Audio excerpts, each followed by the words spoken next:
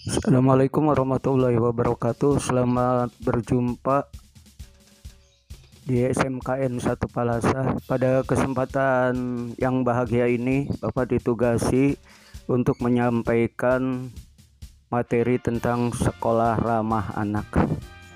Bagaimana, sudah berdoa? Alhamdulillah kalau sudah berdoa.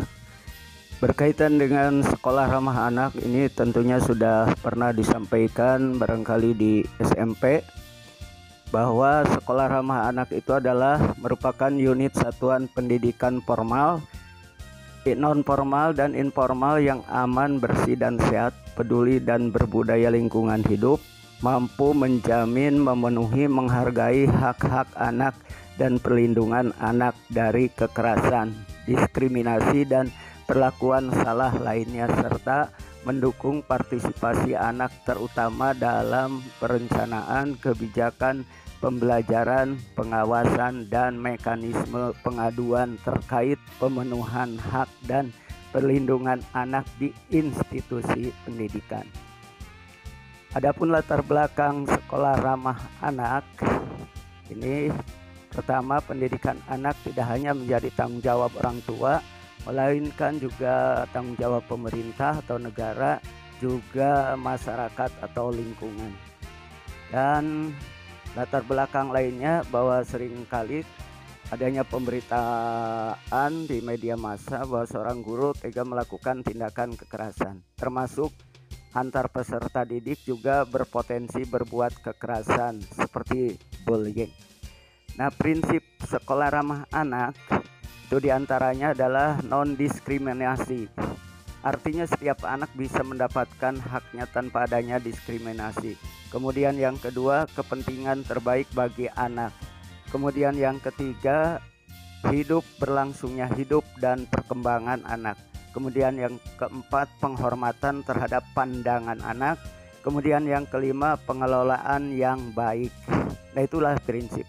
Kemudian konsep sekolah ramah anak itu antara lain mengacu pada perlindungan dan pemenuhan hak-hak anak selama di sekolah berdasarkan gerakan barisan, yaitu sebagai berikut. Yang pertama, bersih, kemudian sekolah itu aman, R-nya ramah, kemudian indah, kemudian inklusif, kemudian sekolah itu sehat, dan sekolah itu asri serta nyaman bagi anak. Adapun ciri-ciri sekolah ramah anak diantaranya semua penghuni sekolah anti terhadap segala bentuk kekerasan. Selama sekolah anak tidak pernah mendapatkan perlakuan tidak mengenakan. Anak mendapatkan perlakuan adil tanpa melihat latar belakang. Kemudian anak merasa enjoy, aman dan nyaman saat berada di sekolah. Kemudian makanan di kantin juga terjaga kebersihannya. Rasa peduli anak terhadap lingkungan, ya, itu adalah kemudian berikutnya ada komponen sekolah ramah anak. Kebijakan untuk menjalankan program sesuai dengan perencanaan yang telah ditetapkan. Pelaksanaan kurikulum harus ramah pada anak. Pendidikan dan tenaga kependidikan harus terlatih. Sarana dan prasarana juga harus mampu memberikan jaminan kenyamanan. Nah, itulah komponen sekolah ramah anak. Kemudian berikutnya berkaitan syarat sekolah ramah anak. Menteri Pemberdayaan Perempuan dan Perlindungan Anak era Kabinet Kerja Yohana Yambise menyatakan bahwa untuk menciptakan sekolah ramah anak, suatu sekolah harus memenuhi syarat berikut. Pertama, memiliki kantin yang sehat, kemudian merupakan kawasan bebas rokok, merupakan kawasan bebas miras dan nafsa, merupakan kawasan bebas LGBT, kemudian merupakan kawasan bebas kekerasan, baik verbal maupun non-verbal. Kemudian kebijakan sekolah ramah anak, diantaranya kebijakan anti kekerasan terhadap anak, baik oleh lingkungan, peserta didik, pendidik, dan tenaga kependidikan. Kemudian yang lainnya, kebijakan untuk mematuhi tindakan anti kekerasan oleh semua warga sekolah.